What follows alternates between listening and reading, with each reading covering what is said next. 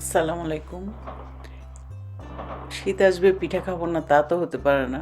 তা আজকে অনেকদিন পর চিতই পিঠাগুলো বানাইছি। এগুলো বানাইছি অবশ্য আমি সকালেই, আমি এটা রান্না করতেছি বিকালের দিকে। এর পরের দিন অবশ্য আমরা সকালে ব্রেকফাস্টের মধ্যে খেয়ে মানে এই পিঠাটা খেয়ে নিয়েছি। আর দেখেন এক একটা ফুলে কি সুন্দর হয়েছে, আর খেতেও কিন্তু খুবই মজা হয়েছে। আর আমি অনেকগুলো দুধ দিয়ে রান্না করছি, কিন্তু দুধ নাই, সব পিঠাগুলো টেনে নিছে। খেতে কিন্তু খুবই মজা। এই যে আমি সকালে অনেকগুলো পিঠা বানিয়ে নিছি। পিঠাগুলো আমার ছেলেরা এমনি এই পিঠাটা খেতে চায় না, যখনই দুধ দিয়ে রান্না করব বাস ওটা খেতে খুব পছন্দ করে। আর পিঠাগুলো দেখেন কি সুন্দর সফট হয়েছে।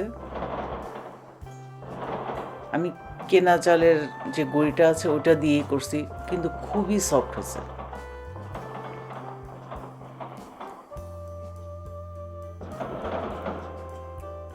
আর পিঠা রান্না করতে প্রথমে যেটা লাগবে দুধ এবং গুড় আর নারকেল। এই যে আমি হোল মিল্কটি দিব, এখানে আমি দুধও দিয়ে দিছি, দুধের সাথে নারকেল আমার ফ্রোজেন ছিল, নারকেলও দিয়ে দিছি, আর এই যে গুড় দিয়ে দিছি। আর এখানে দিব সামান্য একটু এলাচি গুঁড়া, বাস। আমি আর এখানে কিছুই দিব না।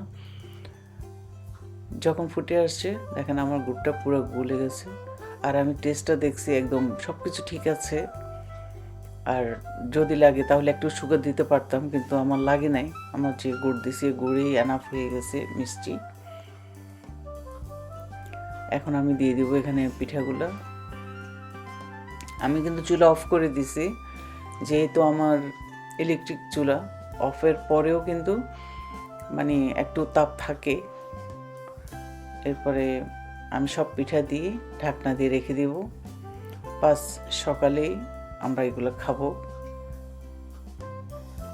অনেকগুলো মানে দুধ দিছি, অথচ পিঠাগুলো একদম টেনে সমস্ত দুধ একদম ইয়ে হয়ে যায়, একদম মাখা মাখা হয়ে যাবে।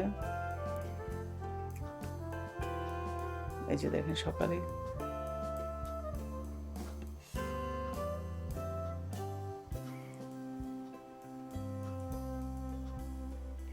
আর খেতে কিন্তু খুবই মজা হয়েছে। আমরা খাইছি, আমার বিল্ডার ছিল বাসায়, বিল্ডারেও খেয়ে খুব প্রশংসা করতেছে।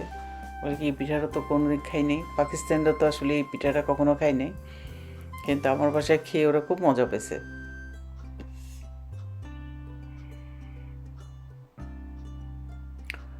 আজকে ছোট্ট একটা ব্লগ শেয়ার করলাম, আশা করছি ভিডিওটা ভালো লাগবে। ভালো লাগলে অবশ্যই লাইক করবেন, শেয়ার করবেন, আমার চ্যানেলকে সাবস্ক্রাইব করবেন এবং আমার ফেসবুক পেজকে লাইক করবেন। আজকে এই পর্যন্তই। নেক্সট ভিডিও দেখার আমন্ত্রণ রইল। আল্লাহ হাফিজ।